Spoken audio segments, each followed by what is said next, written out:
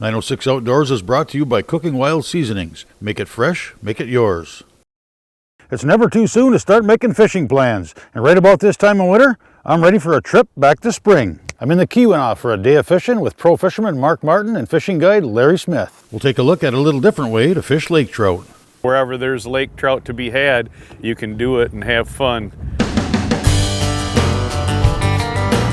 9 million acres of forest, 1,700 miles of continuous shoreline, 4,300 lakes, 12,000 miles of streams, more than 300 waterfalls, 15 counties, 2 time zones, and 1 area code.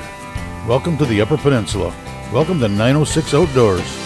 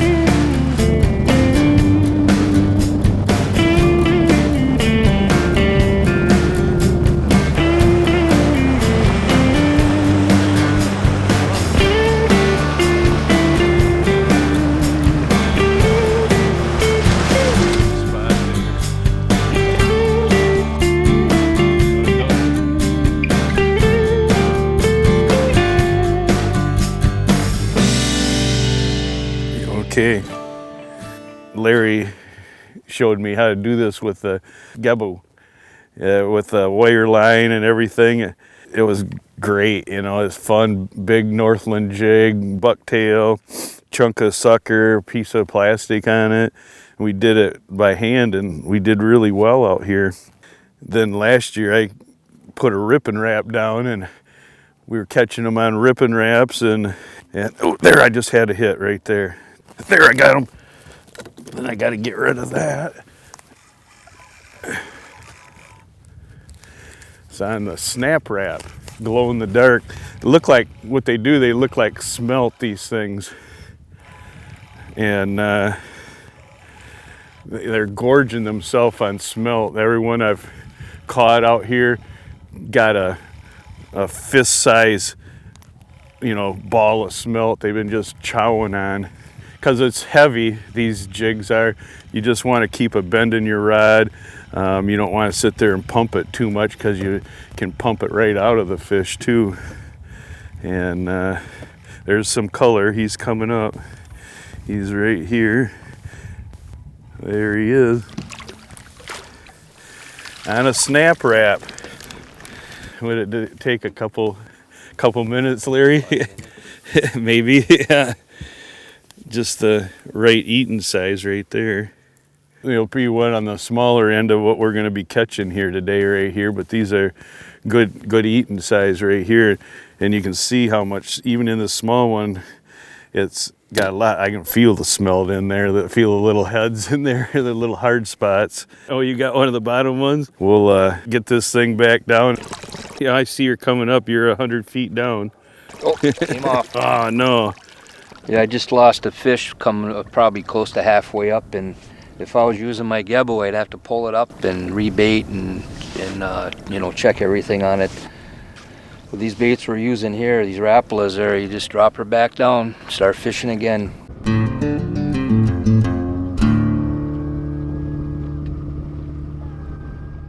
906 Outdoors is brought to you in part by Blades Bait and Tackle, your year-round connection to fishing Keweenaw.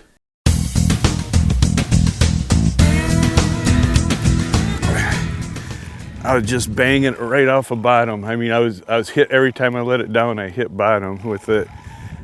Yeah, this winter we learned that, you know, bottom is really your friend, and we were banging, jigging Rapalas, slab wraps on the bottom, you know, spoons on the bottom, all sorts of everything we did it to call the fish in.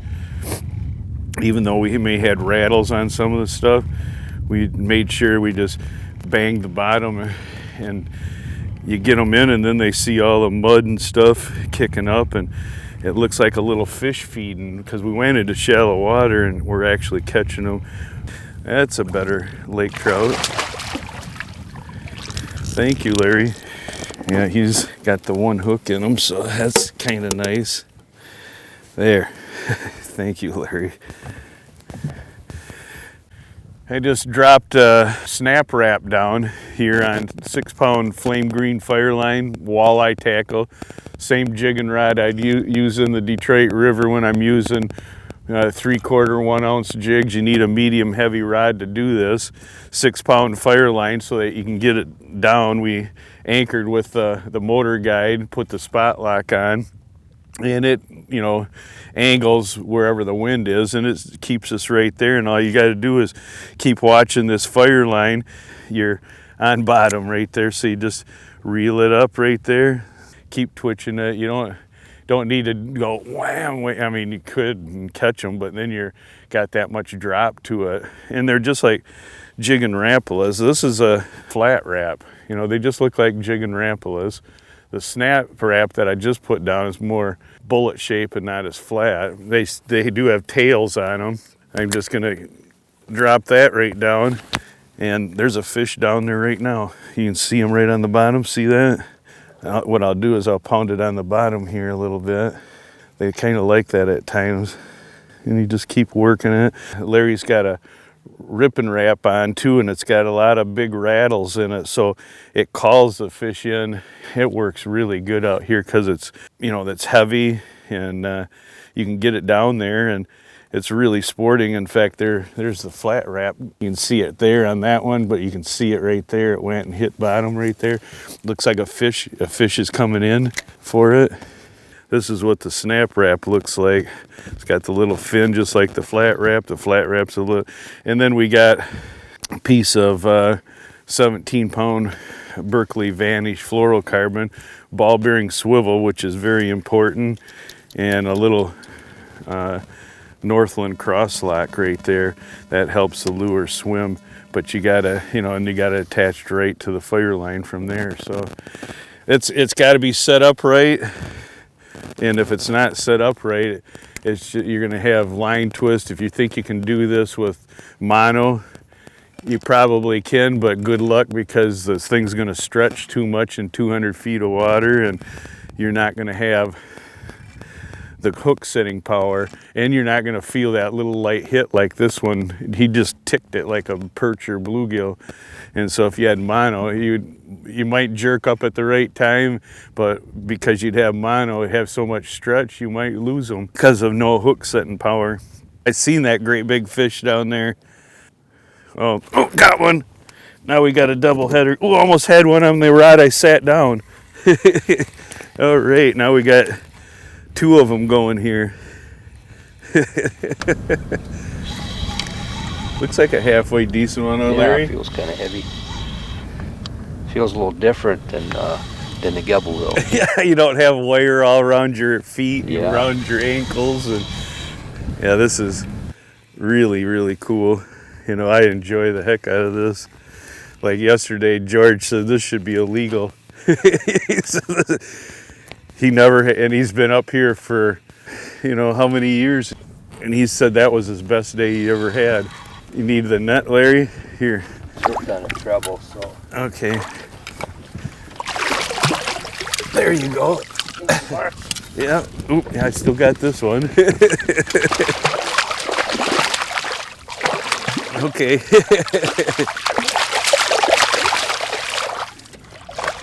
There we go. Get this net extended in my hand without putting it down in the... There we go. That one was on the flat wrap. Yours was on a snap wrap there, Larry? Yeah, Fire Tiger. Fire Tiger. Yours is bigger than mine, Larry. Yeah, these will be some good eating fish right there. A fish on that? Oh yeah, we got a fish on this one. He's been running around with. Well, thanks, Brian. Took my eyes off of my snap wrap. You know, had that just dangling in my rod holder, and Brian turns around and says, "Oh, you got a fish going." You know, I've never seen one way out there like that. He was running way away from the boat. Oh, look at the lamprey on him.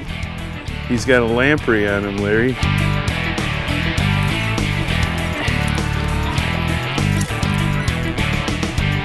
Yeah, this one's gonna be a good eating one. This one looks like one of those, the orange ones. What do you call them?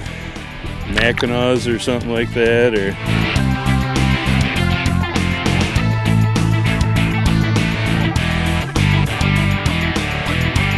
You can see, cause look at the fins on them, see the white on them. But he's had lampreys on him before in a couple different spots. That's where that one was just on him right there. Interesting.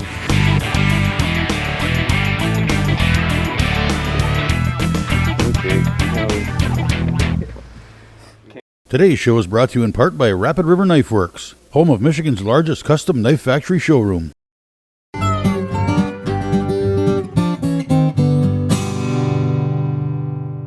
Didn't even get that one down.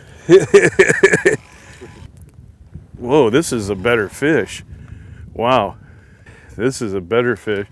That was laying on the bottom. I looked down, I see a fish down there. I went to lift it and he already had it in his mouth.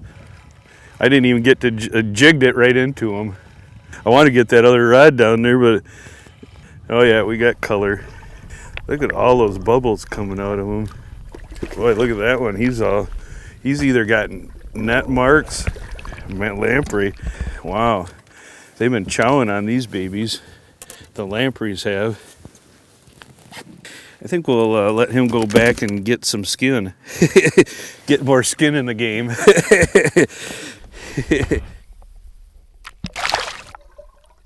Lost a little fire line on here and had mono backing. Well, almost got to the bottom with fire line and had to go into the mono backing on here. I'll tell you what, I haven't done it. I could tell where bottom was, but it feels like mush down there. The whole line feels like one big rubber band right now. Even though I just got a little bit out, where this right here is like you can feel the lure working where I can't. I just feel some weight down there, nothing else on this one. So just proved to myself that I'm going to go dig out my other fire line reel and get back down there and get in the game. We're fishing straight down in 200 feet, well, between 195 and 200 feet of water. It's kind of on a little break down here. It kind of goes up and down. It's, probably clay, sand, probably some rock down there, but we're not getting hung up when we're bouncing it on the bottom. Well, 3 times before I hooked them. Really? Well, there's probably other fish in it too, I'm sure. The thing that makes it all possible and easy is this Motor Guide XI5 with the spot lock on it. Keeps us right here. Even in this wind right here, we haven't moved hardly at all. So that's really helping out things there. Finally got another rod down. Looks like I'm down to about 175 feet now. I'm almost there. Oh yeah, nice one. Yeah, that's a good one. Okay, where's my other net here? Oh, you got it there, Larry? That's my Detroit River net special there. I got that net jigging. There you go. They hook, I tell you. It's another nice eater one there. Oh, yeah. Beautiful fish, look at that. No marks on it at all. Beautiful. Yeah, he's going to be one of those orange ones, one of the natural ones or whatever you call them.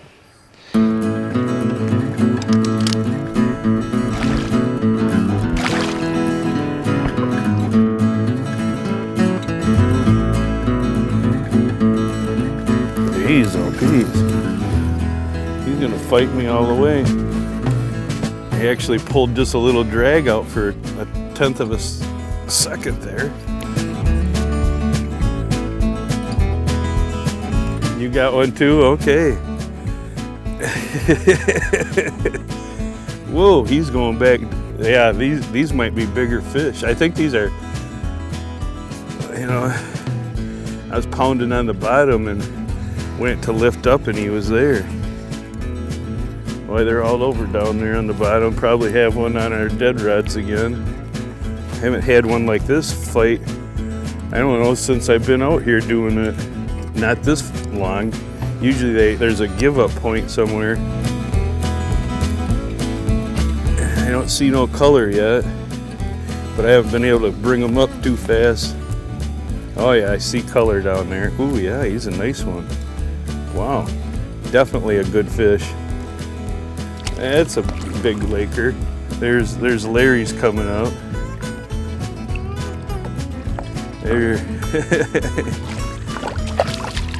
Flat wrap, snap wrap. Boy, two of them, they're both about the same size. I'll let you get yours, and I see he got over into my snap wrap. I see my fire line wrapped around his nose. You can see that fire line from my other one. You can see it twisted around on him down there hanging in the water, which will be really, really, really nice.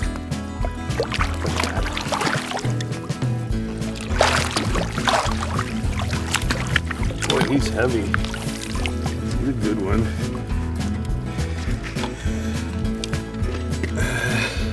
We have the whole Rapala family here today. The ripping wraps, the flap wraps, and the snap wraps. Only thing we don't have is the jigging wrap.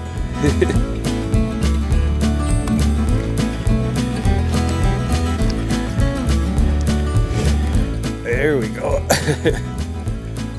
Nice, beautiful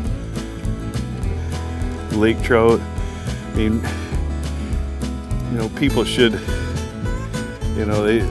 it's a fun thing to do out here. You know, if you have the time and go find these lake trout out in deep water, these lures do work. It's a lot of fun. It's just like, you can't say enough about it, because they fight good all the way up, especially on light tackle.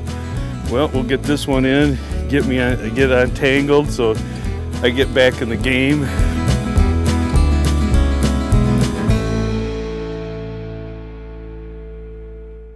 .906 Outdoors is brought to you in part by L&M Fleet Supply, proudly serving the Northland for over 30 years.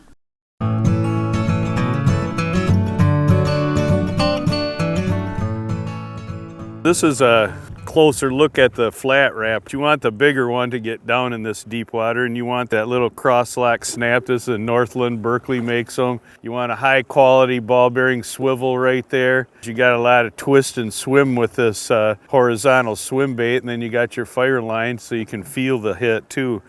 So then you got the medium heavy rod that completes the ensemble with a nice light reel right here. This is Cardinal Abu Garcia. And then this is the snap wrap.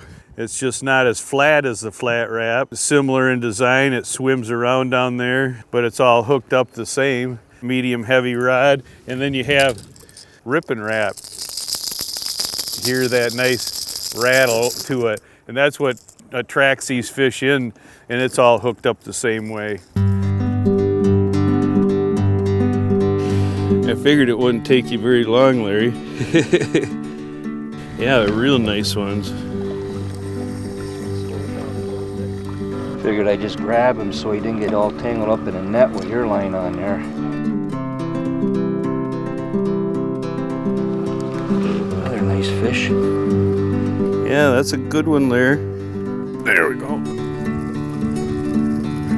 Boy, for a second I was wondering if he had any weight to him at all. There's some color coming up. He's not as small as I thought he was. Yeah, they're like little leeches on the bottom of them. They're laying right on the bottom, aren't they?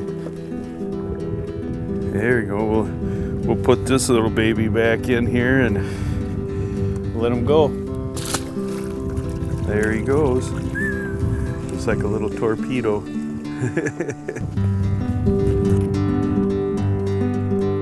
Oh, that's a nice one, Larry. Yeah, there you go. That's a good one.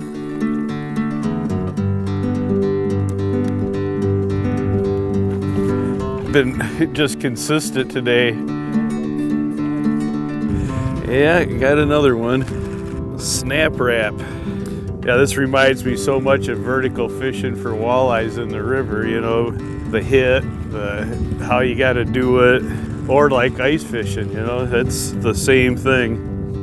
We've caught plenty of lake trout here today with ripping wraps, snap wraps, and flat wraps, and hopefully everybody can pick up on what we did, how we did it, go out and have some fun and do it yourself out here in Lake Superior or wherever there's lake trout to be had.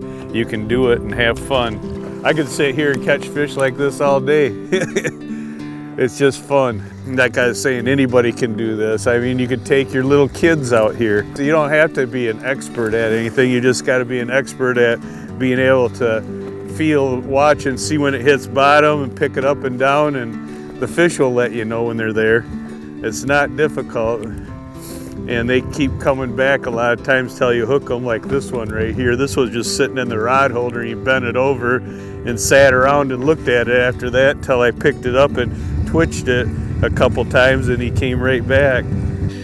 We'll put this baby back in and give him the torpedo, so because he's got a little bit of air in his belly right there. We want to let him go back down. So you kind of help them back down by taking them and putting them like a torpedo and getting them going. Our day of fishing didn't end there. Over the next couple of weeks or so, we'll check back in for some splake and some walleye. Yeah, we're headed in to do some casting for along the edge of the shoreline to see if we get some splake and brook trout, brown trout, whatever's in there, maybe even some more lake trout, who knows.